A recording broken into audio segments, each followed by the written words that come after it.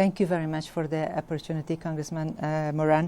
Afghanistan's national unity government is almost... از تشکیل حکومت وحدت ملی افغانستان تقریبا 2 سال مگذره. شما طرز العمل ای حکومت در مشارکت با ایالات متحده چه قسم بررسی میکنین؟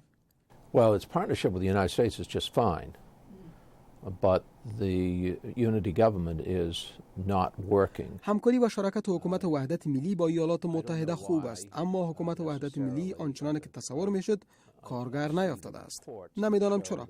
در بعضی گزارش‌ها من حمایت کردن‌ها، فساد و بی‌کفایت‌های دیگر را می‌بینم. اشرف غنی و عبدالله آدم‌های خوبی هستند. فکر می‌کردم حکومت وحدت ملی کارگر خواهد بود، اما معلوم می‌شود که مؤثر واقع نشده است و معلوم می‌شود که مردم افغانستان از آنها راضی نیستند. Last week, Senator McCain هفته قبل سناتور جان مکین گفت که پاکستان هنوز هم متحد ایالات متحده است، با وجودی که یک کشور در همکاری با مبارزه در برابر دهشت افغانی ناکام شده. آقای مکین گفت اگر پاکستان در انزوا قرار داده شود، پاکستان به چین رو می آورد و این علایق امریکا در منطقه را به خطر مواجه می سازد. نظر شما در این مورد چیست؟ What's your take on that? Senator McCain is correct. I have seen the polls that show that 62% of the Afghan population likes India.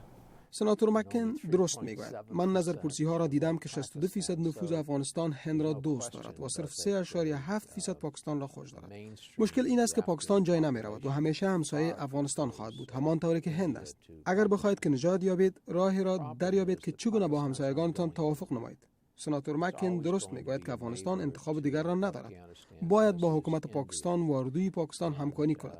من درک میکنم که چرا نظریات منفی در قبال پاکستان موجود است، اما اوضاع شکننده افغانستان ایجاب میکند که باید با همسایگان خود روابط حسنه داشته باشد. Afghanistan is too vulnerable not to get along with its neighbors, both of its neighbors. بیاین که سر انتخابات ریاست جمهوری امریکا صحبت کنیم. پیش بینی شما چیست؟ آیا هیلاری کلینتون در انتخابات ریاست جمهوری امریکا پیروز خواهد شد؟ هیلاری کلینتون رئیس جمهور ایالات متحده خواهد شد.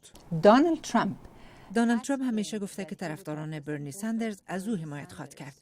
آیا این حقیقت خواهد داشت؟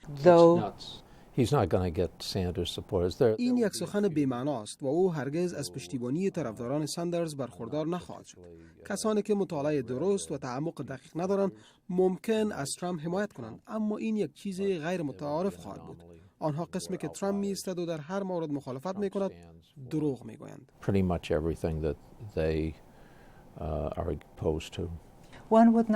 کسی حتی فکر نمی‌کرد که ترامپ به این مرحله برسه که نامزد حزب جمهوری خواه شود.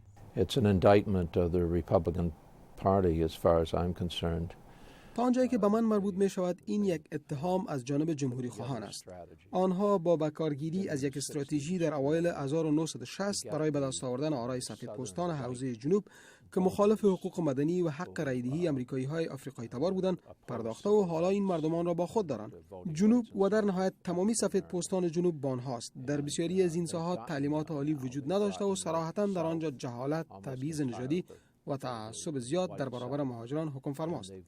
Bigotry against immigrants.